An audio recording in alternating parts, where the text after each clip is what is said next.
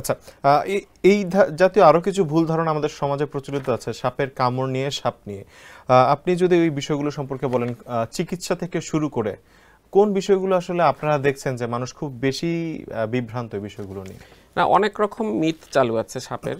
যেমন একটা বড় মিথ হলো যে কার্বলিক অ্যাসিড দিলে সাপ আসবে না, বা ব্লিচিং পাউডার দিলে সাপ আসবে না। এটা আসলে ঠিক না। সাপের কিন্তু কোনো ঘ্রাণ শক্তি নাই।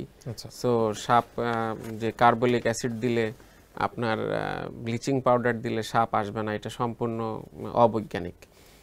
তাছাড়া সাপ ছুঁয়ে আসলে সাপ বাসায় এসে কামড় দিবে।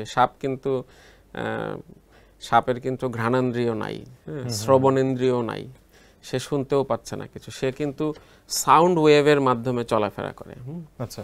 এবং সাপ কিন্তু ঠিকভাবে চোখেও দেখতে পায় না যে আপনাকে দেখে গিয়ে সে কামড় দিয়েছে। সাপের কিন্তু সেরকম চোখের ইয়েটাও নাই। তো আমাদের দেশে অনেক রকমের ভাইপার সাপ আছে, যেমন পাইথন, সেও কিন্তু একটা ভাইপার গোত্রেরই সাপ। তো আমাদের দেশে যেগুলো আছে এর ভিতরে দুটো সাপ আমাদের জন্য ক্লিনিক্যালি ইম্পর্টেন্ট, মেডিকেলি ইম্পর্টেন্ট। একটা হলো রাসেলস ভাইপার এবং আরেকটা যেটাকে চন্দ্র বোরা নামে পরিচিত, আরেকটা হলো সবুজ বোরা বা গালতাওয়া সাপ, যেটা গ্রিন পিট ভাইপার বলে। এটা আপনার পার্বত্য চট্টগ্রাম অঞ্চলে পাওয়া যায় এবং সিলেট অঞ্চলেও পাওয়া যায়। অনেকে সবুজ সাপের মতন দেখতে বলে সবুজ সাপও বলে। এই দুটো ভাইপার ভেনোমাস, মানে বিষাক্ত। এছাড়া আরো কিছু ভেনোমাস, নন ভেনোমাস ভাইপারও রয়েছে, বিষহীন। আচ্ছা, খুব সুন্দর বলছিলেন। কিন্তু রাসেলস ভাইপার নিয়ে তো এখন আতঙ্কটা খুব বেশি তৈরি হয়েছে, কিন্তু এই সাপ নিয়ে আসলে কেন এত আতঙ্ক? আপনার কাছে যদি আরেকটু স্পেসিফিকলি জিজ্ঞেস করি যে এর কামড়কে কেন এত ভয়াবহ বলা হচ্ছে? রাসেলস ভাইপার আমাদের দেশে যেগুলো বিষাক্ত সাপ আছে এইগুলোর ভিতরে তুলনামূলকভাবে এটা একটু বেশি বিষাক্ত। এটার কারণ হলো রাসেলস ভাইপার একই সাথে শরীরের বেশ কয়েকটা অর্গানকে ইনভলভ করতে পারে। যেমন একটা কেউটে সাপ বা ক্রেইট সাপ, সেটা যেমন শুধু স্নায়ুতন্ত্রের আক্রমণ করে, বা কোবরাও বেশিরভাগ ক্ষেত্রে স্নায়ুতন্ত্রকে আক্রমণ করে এবং সাথে যে জায়গায় কামড় দিয়েছে সেই জায়গাটার ক্ষতি হয়।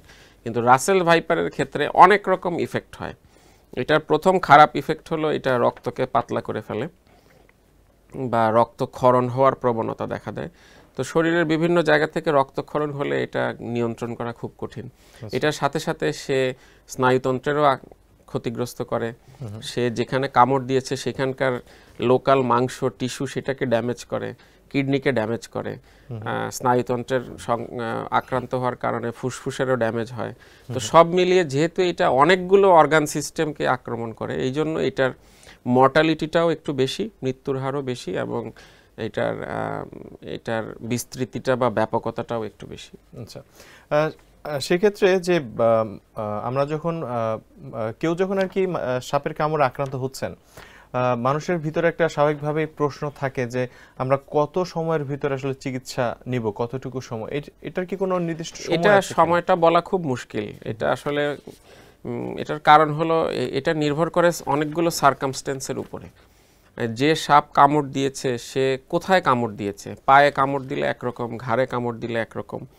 সেই সাপটা কি ওই সময় অনেক বেশি রাগান্বিত ছিল কিনা, সাপটা কামড় দেওয়ার সময়ে তার যে দাঁতের ওখানে যে বিষের থলিতে বিষ আদৌ ছিল কিনা, নাকি অনেক বেশি বিষ ছিল, সে ক্ষুধার্ত অবস্থায় ছিল কিনা, এগুলো অনেক রকম সার্কামস্টেন্সের উপরে নির্ভর করে যে কতটুকু বিষ সে দিবে।